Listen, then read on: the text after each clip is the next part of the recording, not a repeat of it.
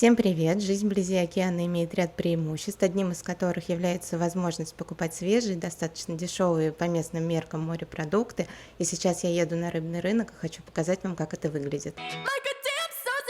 Добраться со Стейтона можно тремя способами. Через Бруклин, что долго и совсем не живописно. Можно воспользоваться экспрессом, это быстро и удобно. Но я решила отправиться своим любимым маршрутом. Сначала на поезде, потом на пароме, и дальше я прогуляюсь пешком.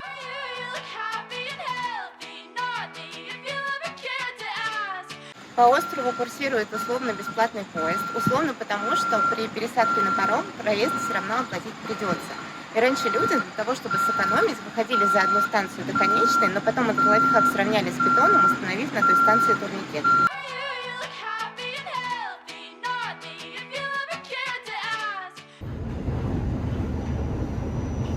Паром бесплатный, с 6 до 9 он отправляется с 15-20-минутным интервалом, во все остальное время каждые полчаса.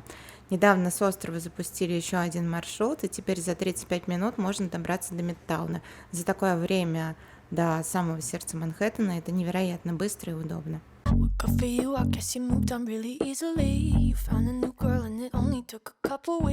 Прогулка на пароме – одно из бесплатных развлечений для туристов. Отсюда можно увидеть Статую Свободы, Скайлайн, ну и сама прогулка собственно.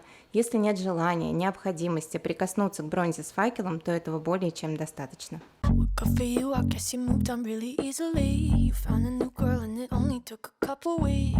До рынка я решила дойти пешком, заодно покажу и расскажу про Чайнатаун.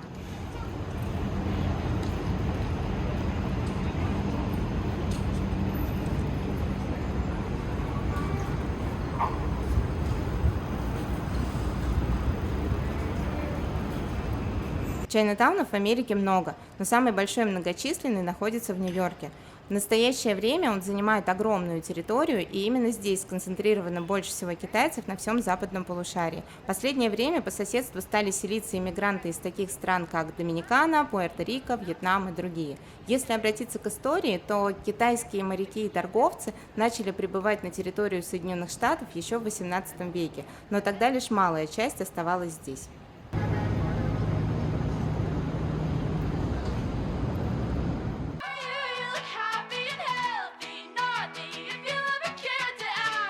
А вот золотая лихорадка XIX века, она в значительных количествах привлекла китайцев, надеющихся за пару лет накопить денег, вернуться в Китай, построить или купить дом, ну и, видимо, обзавестись другими благами жизни.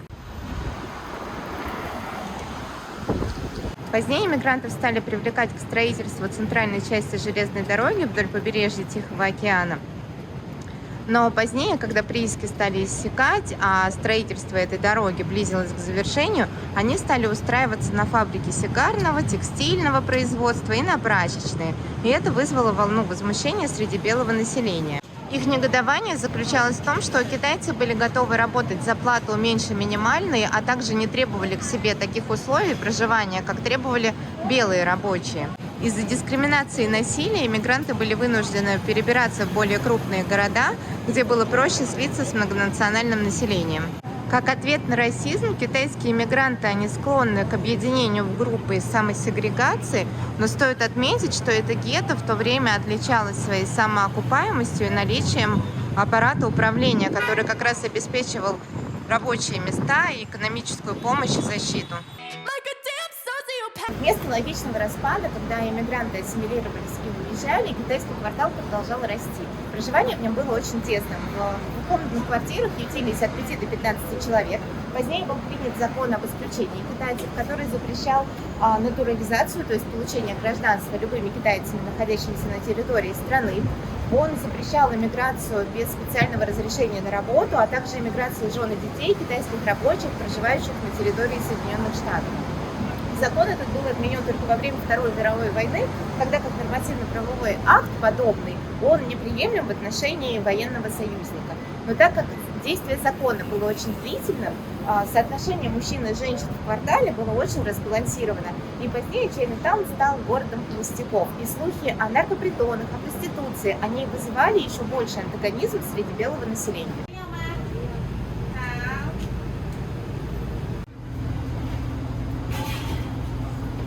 Несмотря на то, что здание этого района — это многоквартирные дома конца 19-го, начала 20 века, и эти дома давно повидали жизнь, арендная плата здесь одна из самых высоких в городе. Сюда вливаются иностранные инвестиции Гонконга, и в небольшое пространство выгодный товар.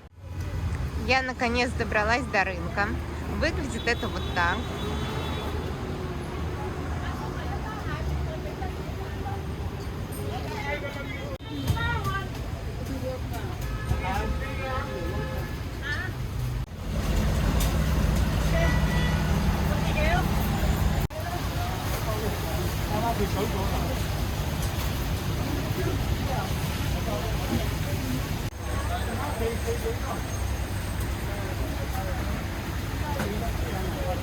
Что касается рыбных рынков Нью-Йорка, то самый большой фиш-маркет расположен в Бронксе. Я когда-нибудь туда обязательно доберусь, правда, работает он только ночью, и рынок этот оптовый, поэтому там не особо охотно продают что-то в розницу, но все-таки продают.